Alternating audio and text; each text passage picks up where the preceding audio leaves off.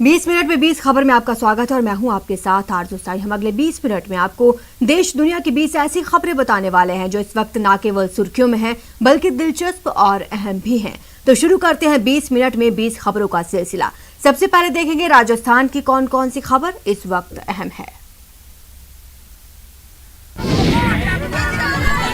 नारेबाजी कर रहे ये लोग राशन नहीं मिलने से परेशान हैं और अपनी बात सुनाने के लिए प्रदर्शन कर रहे हैं।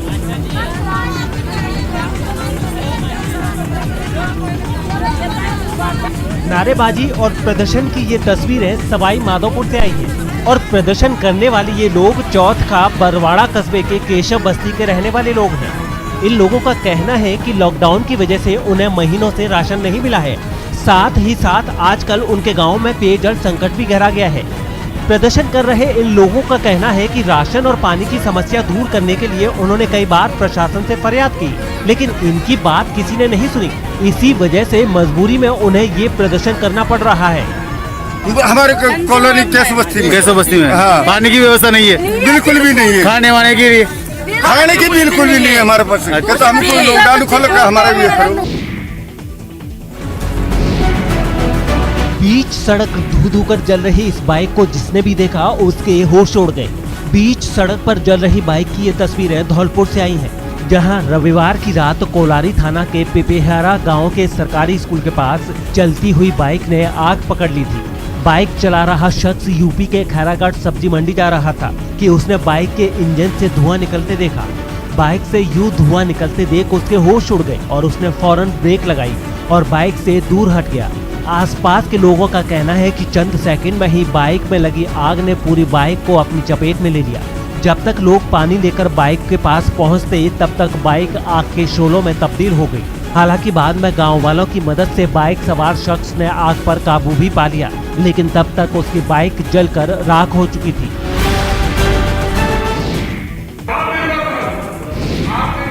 धरने पर बैठे और नारेबाजी कर रहे ये लोग बीजेपी नेता और कार्यकर्ता हैं। बाड़मेर के मुख्य चिकित्सा और स्वास्थ्य विभाग के दफ्तर में नारेबाजी कर रहे ये बीजेपी कार्यकर्ता इस बात से नाराज हैं कि बिना किसी को सूचना दिए ही स्वास्थ्य विभाग ने एक अतिरिक्त टीका केंद्र खोल दिया है।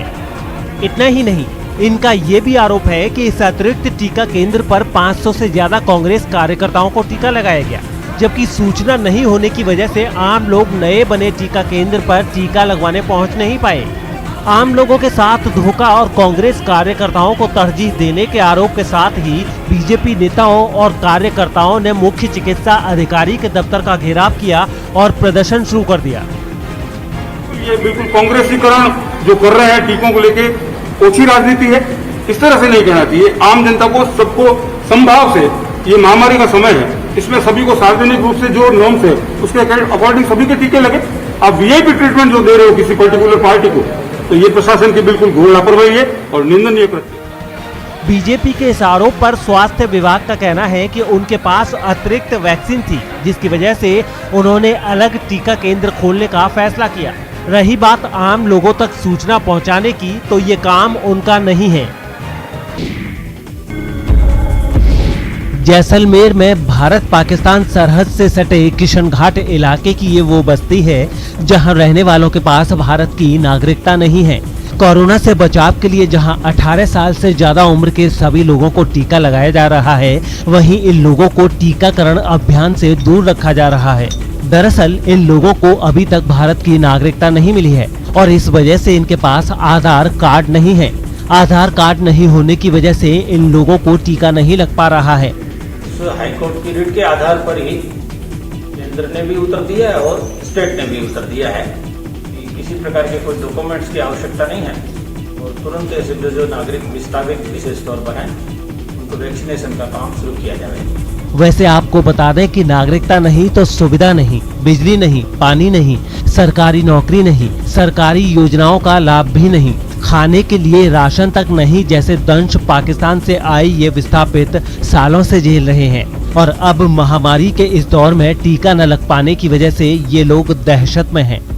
अभी तक किसी को ना कोई वैक्सीन के इंजेक्शन लगे और 3 महीने हो गए अपने ये महामारी के कारण, कोरोना के कारण, तो अभी तक हमारी कोई सुविधा नहीं हुई, ना ऐसे कोई प्रशासन ने हमारे साथ किया है। ये भीलवाड़ा के देवरिया ग्राम पंचायत की सरपंच किस्मत गुर्जर है, जिनकी समझदारी, रणनीति और कड़े फैसले लेने की वजह से देवरिया पंचायत में एक भी शख्स कोरोना पॉजिटिव नहीं है।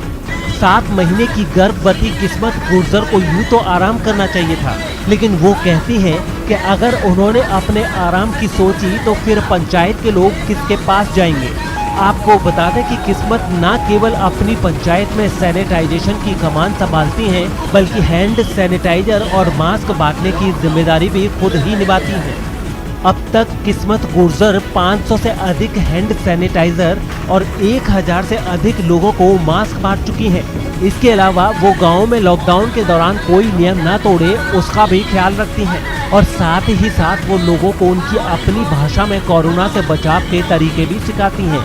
पिछले कई महीनों से लाखों सावधानी रखने पर भी मेरी ग्राम पंचायत में कुछ लोग कोरोना संक्रमित हो गए थे। आज वो ईश्वर की कृपा से पूर्ण रूप से कोरोना मुक्त है और वो स्वस्थ है। आज मेरी ग्राम पंचायत पूर्ण रूप से कोरोना स्वस्थ है। यहाँ के लोगों का कहना है कि सरपंच किस्मत गुर्जर की कोशिश और लगातार सावधानी की वजह से आज उनका पंचायत कोरोना मुक्त है और सभी लोग स्वस्थ हैं। वार्ड मेंबर सब 2-2 घंटा ड्यूटी देते हैं। सरपंच साहब का अच्छा सहयोग है यहाँ पर और बाहर के आदमी को अंदर नहीं आने दे रहे हैं। मुख्यमंत्री अशोक गहलोत चिकित्सा व्यवस्थाओं को लेकर 4 जून को बाड़मेर को बड़ी सौगात देंगे। 4 जून को वर्चुअल कार्यक्रम के दौरान वो बाड़मेर में 7 विकास कार्यों का शिलान्यास और लोकार्पण करेंगे। इतना ही नहीं, 4 जून को ही वो कैरियन वेदांता कंपनी की ओर से तैयार किए गए अस्पताल को भी जनता को समर्पित करेंगे। जर्मन तकनीक से बने इस अस्पताल की लागत करीब 6 करोड़ रुपए आई है। 7350 वर्ग मीटर में बने इस अस्पताल में 20-20 बेड के 4 वार्ड, 10-10 बेड के 2 ICU और 6 अतिरिक्त बेड की व्यवस्था की गई है। करीबन 100 बेड्स का यहाँ पर हॉस्पिटल तैयार है, जिसमें 10 ICU बेड्स है, 10 बाईपैप के अलग से हैं और बाकी 80 बेड्स जो हैं वो नॉर्मल पेशेंट्स के लिए होंगे। इमरजेंसी पेशेंट्स के लिए 6 और बेड्स अलग से रखे हुए हैं यहाँ पर। 4 जून को हाई स्कूल मैदान में होने वाले वर्चुअल कार्यक्रम को लेकर बाड़मेर जिला प्रशासन के साथ साथ बाड़मेर विधायक मेवाराम जैन भी तैयारी में जुटे हैं। विधायक मेवाराम जैन के मुताबिक मुख्यमंत्री अशोक गहलोत 4 जून को इस अस्पताल के अलावा 3 करोड़ 99 लाख की लागत से बने देतानी सामुदायिक स्वास्थ्य भवन का भी लोकार्पण करेंगे। इसके साथ ही सीएम गहलोत बालोतरा के नाहटा अस्पताल में 2 ऑक्सीजन प्लांट का शिलान्यास भी करेंगे। बाड़मेर के लिए एक बहुत बड़ी सौगात है। मैं इसके लिए बाड़मेर की जनता की ओर से मैं इस वेदांता कंपनी के अनिल अग्रवाल साहब को, उनकी पूरी टीम को बहुत बहुत धन्यवाद देना चाहूँगा। मुख्यमंत्री अशोक गहलोत ने कोविड काल में विद्युत उपभोक्ताओं के लिए बड़ी राहत की घोषणा की है। रविवार को सीएम हाउस में विद्युत वितरण निगमों की समीक्षा बैठक के दौरान उन्होंने कहा कि बिल नहीं भरने की वजह से जिनका बिजली कनेक्शन कटने वाला था वो अब 25 जून तक नहीं कटेगा। साथ ही उन्होंने ये भी कहा कि वैसे उपभोक्ता जिनका अप्रैल और मई महीने में बिजली बिल 20,000 रुपए तक है, वो 25 जून तक अगर पूरी राशि एक साथ जमा करा देंगे तो उन्हें लेट फी में 100% की छूट मिलेगी। मुख्यमंत्री ने कहा कि कृषि क्षेत्र ने कोविड-19 महामारी के दौर में प्रदेश की अर्थव्यवस्था को संबल प्रदान किया है, लिहाजा राज्य सरकार भी अब कृषि क्षेत्र को प्रोत्साहित करने के उद्देश्य से आने वाले दिनों में अधिकाधिक कृषि बिजली कनेक्शन जारी करेगी। इसके लिए उन्होंने विद्युत वितरण निगमों को विशेष योजना बनाने के निर्देश भी दिए हैं। इसके अलावा उन्होंने कहा कि वितरण नेटवर्क की मौजूदगी वाले क्षेत्रों में घरेलू कनेक्शन की पेंडिंग लिस्ट के अनुसार कनेक्शन जारी किए जाएंगे। राजसमंद जिले के कुंभलगढ़ के एक छोटे से गांव की बेटी खुशबू ने 7 समुद्र पार अमेरिका में अपनी प्रतिभा का लोहा मनवाया है। खुशबू ने अमेरिका में आयोजित ऑनलाइन विश्व जादू प्रतियोगिता में भारत की ओर से भाग लेकर भील समाज का परचम लहराया है। इस ऑनलाइन प्रतियोगिता में 7 देशों के 100 प्रतियोगी शामिल हुए थे। इस प्रतियोगिता में खुशबू ने न केवल बेहतरीन प्रदर्शन किया, बल्कि उन्हें इस प्रदर्शन के लिए ऑनलाइन प्रमाण पत्र भी दिया गया। इस प्रमाण पत्र पर यूएस कंट्रोल कमेटी के प्रेसिडेंट के हस्ताक्षर हैं। आपको बता दें कि खुशबू के पिता मजदूरी और पेंटिंग का काम करते हैं और उनकी आर्थिक हालत भी अच्छी नहीं है। ऐसे में अपनी बिटिया के मेहनत के बलबूते पर कामयाबी के शिखर पर पहुंचते देख उनकी खुशी का ठिकाना नहीं है। खुशबू भी इन दिनों ANM का प्रशिक्षण ले रही है, लेकिन अपनी इस कामयाबी पर खुशबू का कहना है कि ये तो अभी शुरुआत भर है और उन्हें अभी तो बहुत कुछ करना है। अभी जो इंटरनेशनल प्रोग्राम हुआ कंपटीशन ऑनलाइन, उसमें गोकुंदा के हरिओम जी जादूगर जी ने और मेरे पापा ने मुझे सपोर्ट किया और उसमें मेरे को पार्टिसिपेट करवाया। मैं चाहती हूँ कि हर लड़की अपना सपना पूरा करे और अपने गांव का और समाज का नाम रोशन करे और आगे बढ़े। इस कला में इस बेटी को मतलब अभी जो इंटरनेशनल कंपटीशन हुआ अमेरिका में, जिसमें 100 जादूगरों ने भाग लिया, उसमें खुशबू का भी ऑनलाइन कंपटीशन करवाया और उसको सर्टिफिकेट मिला है। जब से इन प्रवासी पक्षियों ने यहाँ डेरा डाला है, तब से इस सरोवर की सूरत में निखार आ गया है। सवाई माधोपुर जिले के चौथ माता सरोवर में डेरा डाले इन प्रवासी पक्षियों का नाम पेंटेड स्टॉर्क है। आपको बता दें कि पेंटेड स्टॉर्क सारस परिवार का ही एक सदस्य है और ये मुख्य रूप से हिमालय के दक्षिण में उष्ण कटिबंधीय एशिया के मैदानी इलाकों में पाया जाता है। हिमालय के दक्षिणी हिस्से के साथ साथ पेंटेड स्टॉर्क दक्षिण पूर्वी एशिया में भी पाया जाता है। रही बात इसके नाम की, तो आपको बता दें कि वयस्क होने पर इसके पंख गुलाबी हो जाने की वजह से इसका नाम पेंटेड स्टॉर्क पड़ा है। पेंटेड स्टॉर्क नदियों झीलों के साथ साथ कम गहरे पानी में झुंड बनाकर रहते हैं और शिकार करने के लिए अपनी आधी खुली हुई चोंच को लगातार पानी में डुबोकर इधर उधर घुमाते रहते हैं और चोंच पर स्पर्श होने पर मछलियों का शिकार करते हैं। पेंटेड स्टॉर्क मौसम और भोजन की सुविधा के अनुसार और प्रजनन के लिए अपने स्थान बदलते हैं और इसी क्रम में ये सवाई माधोपुर के चौथ माता सरोवर में इस समय प्रवास कर रहे हैं। इसकी कंजर्वेशन के लिए नेशनल ग्रीन ट्रिब्यूनल के आदेश के अनुसार हम लोग चौथ के बरवाड़ा वेटलैंड का मैनेजमेंट प्लान बना रहे हैं और उस मैनेजमेंट प्लान में इनके कंजर्वेशन के लिए हम लोग प्रयास कर रहे हैं। इसके अलावा और भी बर्ड्स यहाँ पर आ रही हैं। कुल 20 से 21 प्रकार के बर्ड्स यहाँ पर कुल देखे गए हैं जो मध्य एशिया से आते हैं। 20 मिनट 20 खबर में अब देख लेते हैं कुछ दूसरे राज्यों की खबरें। पेंशन फंड की सरकारी संस्था एम्प्लॉय प्रोविडेंट फंड ऑर्गेनाइजेशन यानी EPFO ने अपने नए नियम में बदलाव किया है। ये नियम आधार से जुड़ा है। PF का ये नया नियम 1 जून से लागू हो रहा है। इसके तहत PM अकाउंट को आधार से लिंक करना अनिवार्य होगा, अन्यथा PF में जमा होने वाली राशि पर प्रभाव पड़ सकता है। नए नियम में अब आधार को वेरीफाई करना जरूरी होगा। जिस कंपनी में आप काम करते हैं उसकी जिम्मेदारी होगी कि वह आधार नंबर को लिंक कराए या उसे वेरीफाई कराए। अगर ऐसा नहीं होता तो कंपनी की तरफ से मिलने वाली राशि रुक सकती है। इस दिक्कत से बचने का यही उपाय है कि नियोक्ता और कर्मचारी परस्पर सहयोग से ये काम कर लें, नहीं तो 1 जून के बाद PF की जमा पूंजी पर असर पड़ सकता है। नए नियम में UN यानी कि यूनिवर्सल अकाउंट नंबर को आधार से वेरीफाई करना जरूरी है। आपको बता दें कि EPFO ने सोशल सिक्योरिटी कोड 2020 की धारा 142 के अंतर्गत ये फैसला लिया है। EPFO ने सभी नियोक्ता को 1 जून तक अपने कर्मचारियों का खाता आधार से लिंक कराने और उसे वेरीफाई कराने का निर्देश दिया है। निर्देश में कहा गया है कि 1 जून तक आधार लिंक या UN को कर्मचारी के आधार से वेरीफाई नहीं कराते हैं तो इलेक्ट्रॉनिक चालान या रिटर्न नहीं भरा जा सकेगा। ऐसी स्थिति में PF में नियोक्ता का अंशदान रुक जाएगा और नियोक्ता का पैसा कर्मचारियों के खाते में जमा नहीं होगा।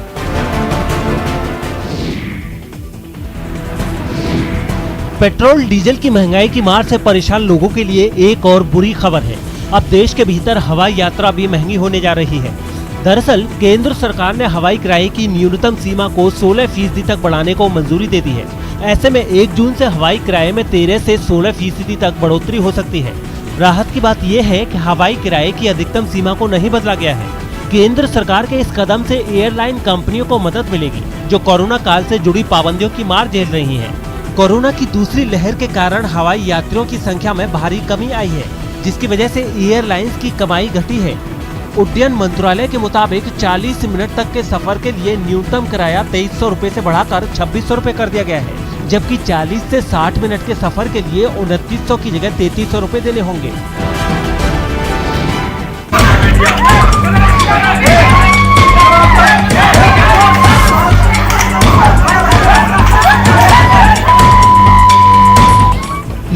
एक दूसरे पर लाठियां भांज रहे हैं। किसी के हाथ में कुल्हाड़ी है, किसी के हाथ में पत्थर है। बदले की आग ने इन लोगों को इस कदर हैवान बना दिया है कि लोग एक दूसरे की जान लेने को आमादा है। यूपी के उन्नाव जिले के सफीपुर इलाके से आई ये तस्वीरें देखकर किसी का भी कलेजा कांप सकता है। मारपीट की इन भयावह तस्वीरों में ना महिलाएं पीछे हैं, न पुरुष। जिसके सामने जो भी आ रहा है उस पर लाठियों से हमला किया जा रहा है।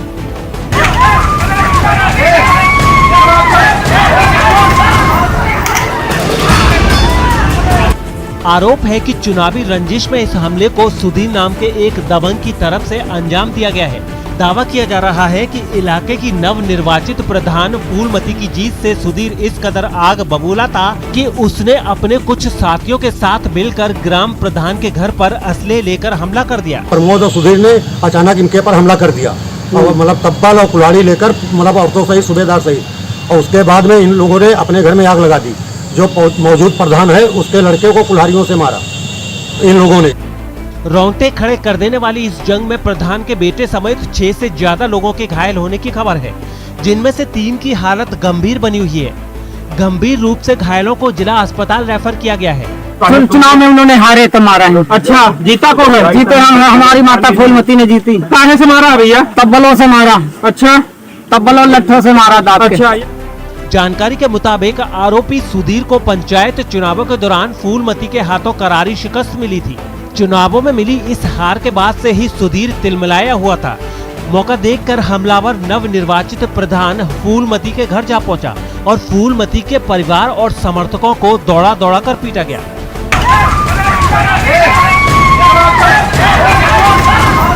इस दौरान जिसके हाथ जो पड़ा उससे एक दूसरे पर हमला किया गया।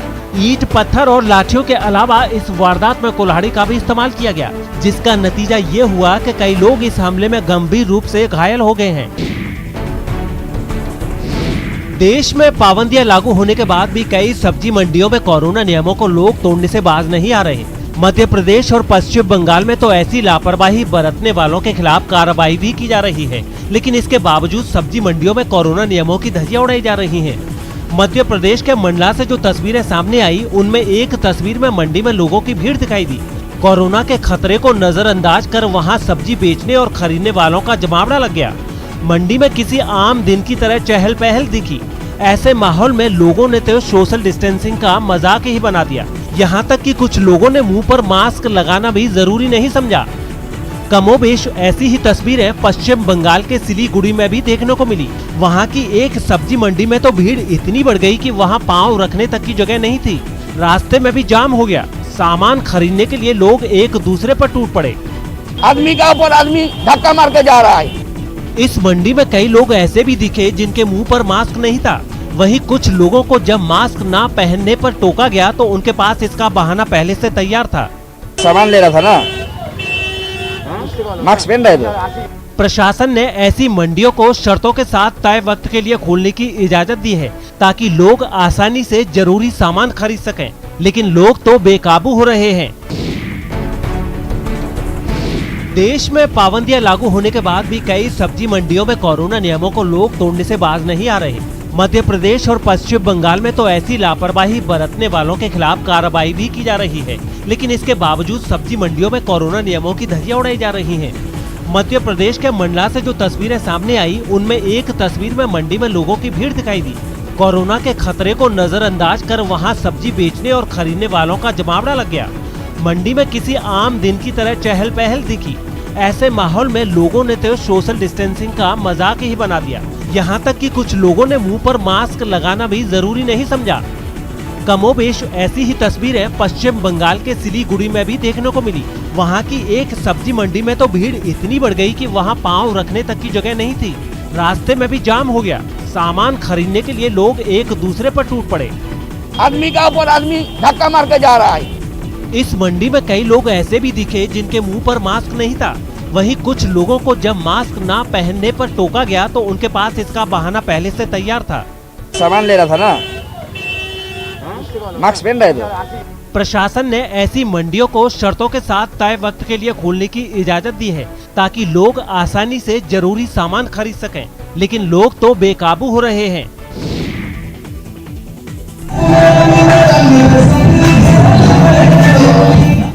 मध्य प्रदेश के सीहोर जिला अस्पताल से हैरान करने वाला एक वीडियो सामने आया है।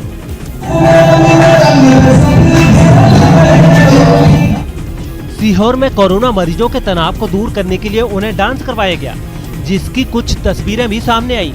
उनमें एक तस्वीर में कुछ डॉक्टर और नर्स संगीत की धुन पर कोरोना मरीजों के बीच डांस करते दिखे। पीपीई किट पहने इन स्वास्थ्य कर्मियों ने थोड़ी देर के लिए अस्पताल का माहौल ही बदल दिया।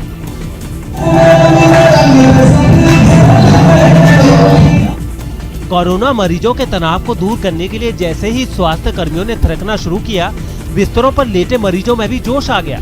इस महामारी को भूलकर वो लोग भी बिस्तरों पर बैठे बैठे झूमते दिखे। इतना ही नहीं, अस्पताल के कर्मचारियों ने कुछ मरीजों के पास जाकर डांस करने में उनकी मदद भी की।